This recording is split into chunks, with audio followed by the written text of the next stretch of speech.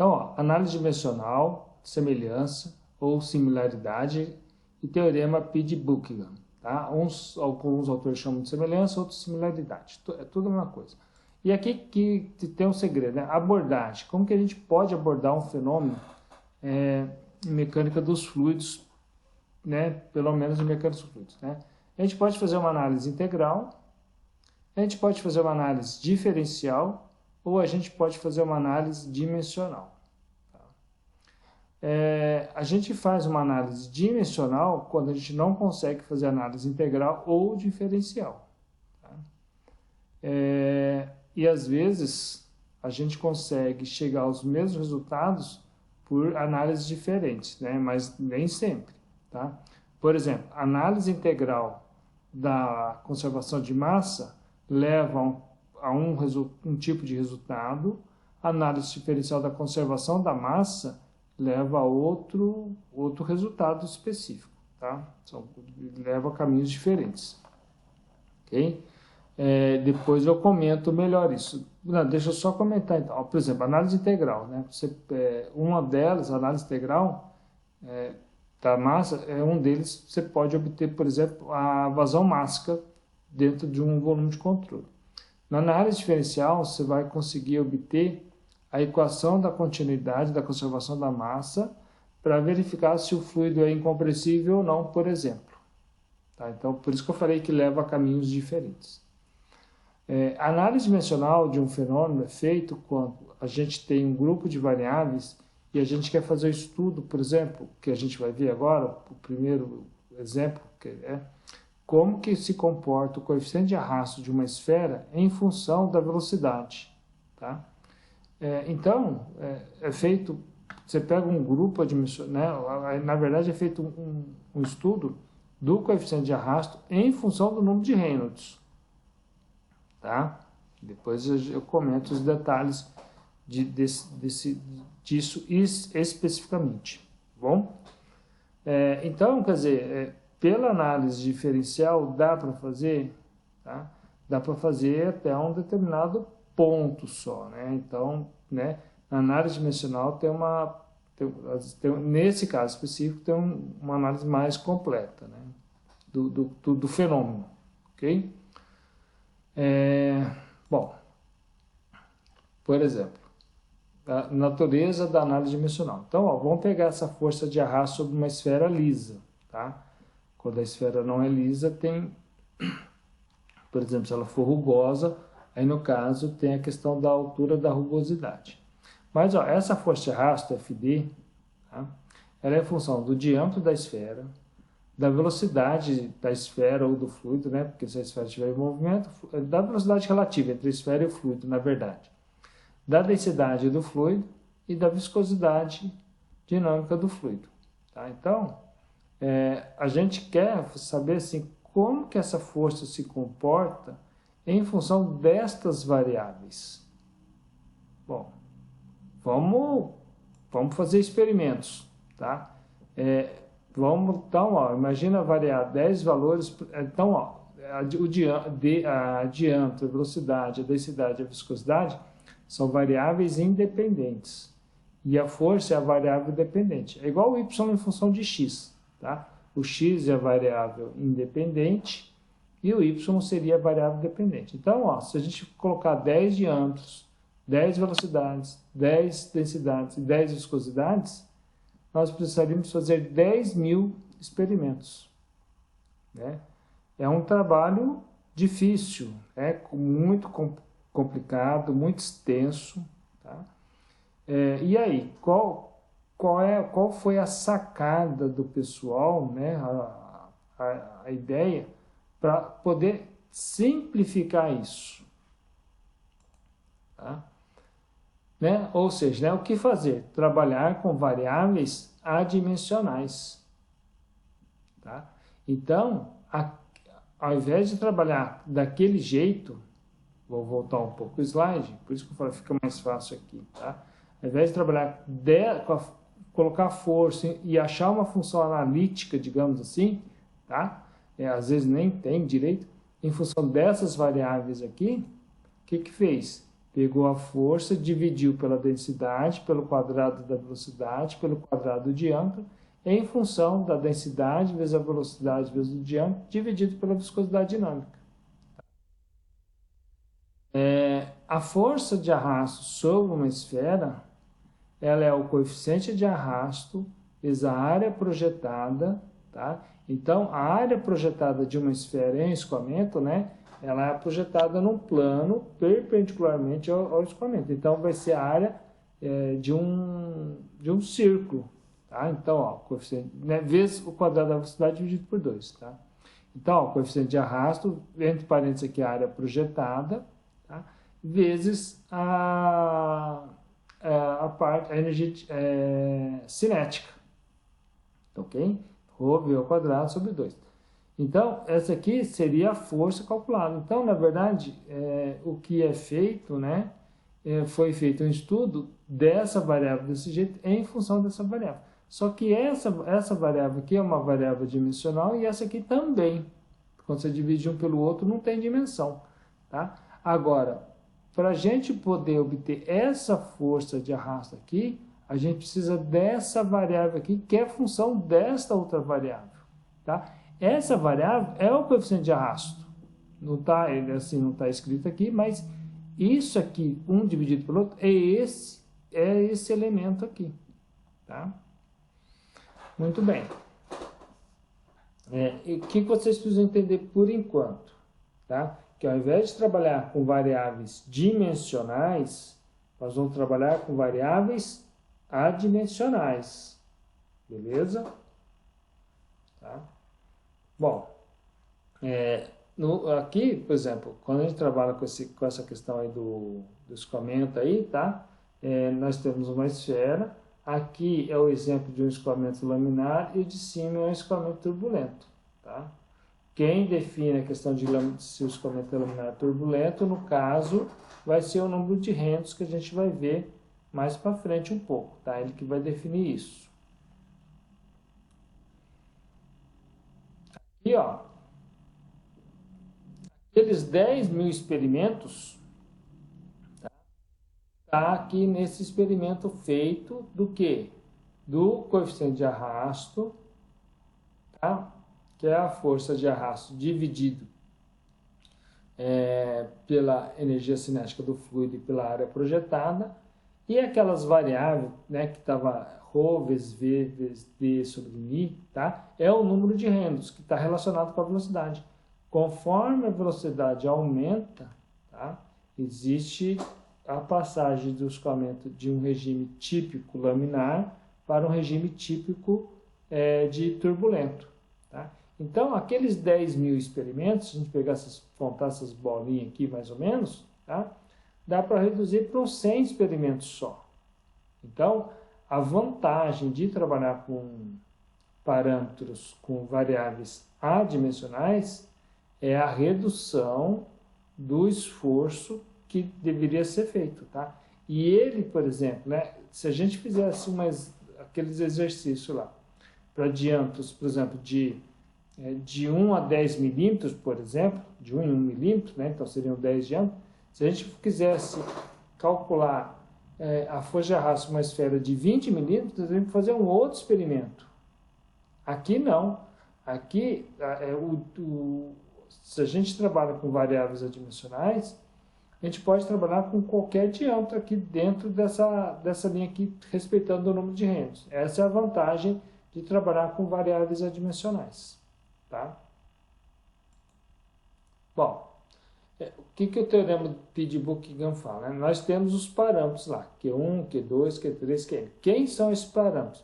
São as variáveis envolvidas no nosso problema, tá? No nosso caso da força de arrasto em função dos outros parâmetros, né, das outras variáveis, Q1 é a força de arrasto, né, que eu esqueci de colocar aqui, na verdade é o FD, tá? Esqueci de mudar.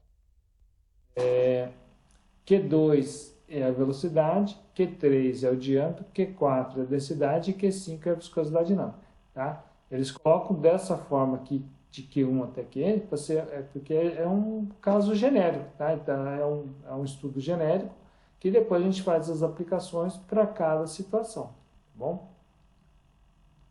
Então, daqui nós temos aí esses 5 parâmetros ou 5 variáveis que estão envolvidos aí no nosso problema aí, ok? Bom, então, ó, o que nós temos? Ó, a força já, esqueci de mudar tudo aqui, nossa, que coisa, deixa eu colocar aqui.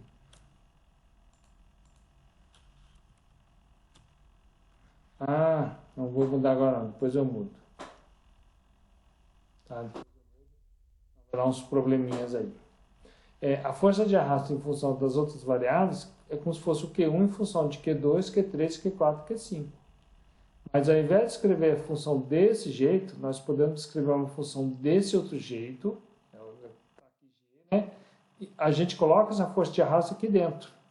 Tá? Ou seria uma função G em função de Q1, Q2, Q3, Q4, Q5. Coloco o Q1 aqui dentro. Ou, de forma geral, nós temos o G, que é a função de Q1, Q2, Q3 até Qn, tá? Que isso aí vai ser igual a zero. Ou podemos escrever Q1 em função das outras variáveis, tanto faz. Tá? A gente vai ver como que a gente vai fazer isso. Tá? Então, ó, nesse teorema, nós temos os parâmetros dimensionais, são as variáveis, no nosso caso, o n é igual a 5. Nós vamos ter os parâmetros repetentes, como o próprio nome diz, ele sempre se repete, sempre vai aparecer, onde? Nos parâmetros adimensionais. Mas, por enquanto, é meio complicado realmente entender tudo isso, tá? A gente vai ver um exemplo para vocês poderem entender, senão, realmente, é complicado. Quem está vendo pela primeira vez. Eu já vi algumas vezes, então, para mim, esse repetente está mais tranquilo. Nós temos aí as dimensões primárias, eu vou explicar já já, e os parâmetros adimensionais independentes, né, ele é o número de variáveis envolvidas do problema menos o número de variáveis, de parâmetros repetentes. Tá? Então, vamos começar a falar sobre as dimensões primárias. Quais são elas? Elas podem ser de um tipo ou do outro tipo. Do tipo 1, por exemplo, é massa, comprimento, tempo, temperatura e carga elétrica. Tá? Eu deixei tudo com letra maiúscula. Tem autores que usam a letra minúscula e eu acho melhor deixar maiúscula. Tá? A massa, o L de comprimento, T de tempo, θ maiúsculo de temperatura e Q de carga elétrica. Ou, ao invés de trabalhar com massa, nós podemos trabalhar com força. Tá? Força, comprimento, tempo, temperatura e carga elétrica. Beleza? Então, a única coisa que vai mudar é massa para força ou força para massa. O resto tudo igual. Comprimento, tempo, temperatura e carga elétrica. Beleza? Isso no problema tem que ser falado. Se vocês vão trabalhar com a dimensão primária tipo 1 ou tipo 2. Tá bom? Bom, então, ó, vamos ver as variáveis em função das dimensões primárias. Velocidade. Velocidade não é metro por segundo, quilômetro por hora, milha por hora, né, alguma coisa assim, centímetro por segundo. Ou seja, seria o L sobre T, ou seja, L vezes T elevado a menos 1. A gente deixa tudo no numerador. Tá? Densidade. Densidade não é quilo por metro cúbico. Então, é M. O volume, que L é ao cubo, vai ser L menos 3. Tá?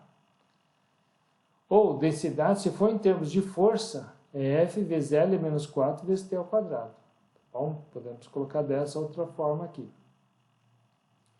Força é F, que é igual a M vezes L vezes T menos 2, ou F igual a F. Né? Então, esse aqui é do tipo 1, daqui é do tipo 2. Aqui da densidade também, tipo 1 e tipo 2. Ok? Então, ó, e é fácil de ver. Ó. Quem que é o M? É o F, passo o L para o primeiro membro, vezes L menos 1, vezes T ao quadrado. Tá? Então, a gente põe tudo aqui. Ó. Então, quem é o M? É o F, vezes o L menos 1 com L menos 3 dá L menos 4, vezes o T ao quadrado, que está aqui.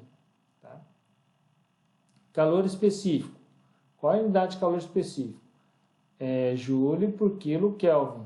Tá? É a unidade de energia por massa por unidade de temperatura. Então, vai ficar L ao quadrado vezes T menos 2 vezes θ menos 1. Peso específico é gama, é Newton por metro cúbico, tá? A unidade. Ok? Ou seja, por isso chama peso específico, né? Peso por volume. Então, vai ficar F vezes L menos 3. Ou Gama é igual a m vezes L menos 2, T menos 2, tá? Então, aqui, as dimensões primárias baseadas na força, aqui na massa, tá? E massa é m, tá? Ou m é igual a F vezes L menos 1 vezes T ao quadrado. É só pegar isso aqui, ó, F, L menos 1 e T ao quadrado, tá? Então, a gente pode ir de um jeito ou de outro. Entenderam aí como que a gente escreve as variáveis em função das dimensões primárias? Tudo bem?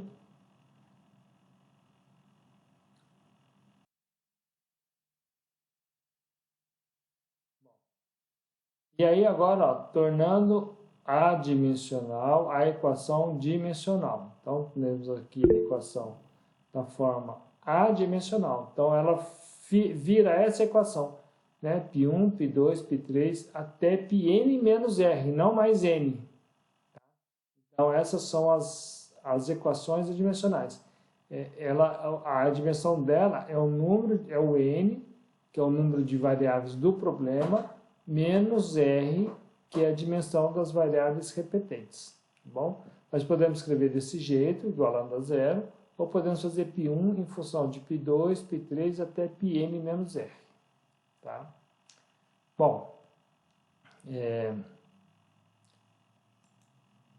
vamos, então, o que vai acontecer, né? Depois a gente vai ver o exemplo. A equação adimensional para o coeficiente de arrasto em função do número de rentos para a esfera, ó, nós temos isso aqui, ó. A equação vai ser, quando a gente for fazer, esse aqui vai ser o π1 e esse aqui vai ser o π2, tá? Então, que é o coeficiente em função do número de rentos. Então, o π1 é essa força de arrasto sobre isso. Na hora de nós calcularmos, nós vamos achar os coeficientes, né? Quer dizer, na verdade, o ρ vai ser elevado a menos 1, que ele vai estar aqui em cima, a gente passa ele para baixo. O v vai ficar elevado a menos 2, vai passar para baixo. E o d vai ficar elevado a menos 2, a gente passa ele para baixo como d ao quadrado, tá? E o π2 é o f ρ v d sobre μ, que é igual ao número de rentos, tá? Isso aqui é o número de rentos. Eu acho que parece que no problema vai dar invertido, tá?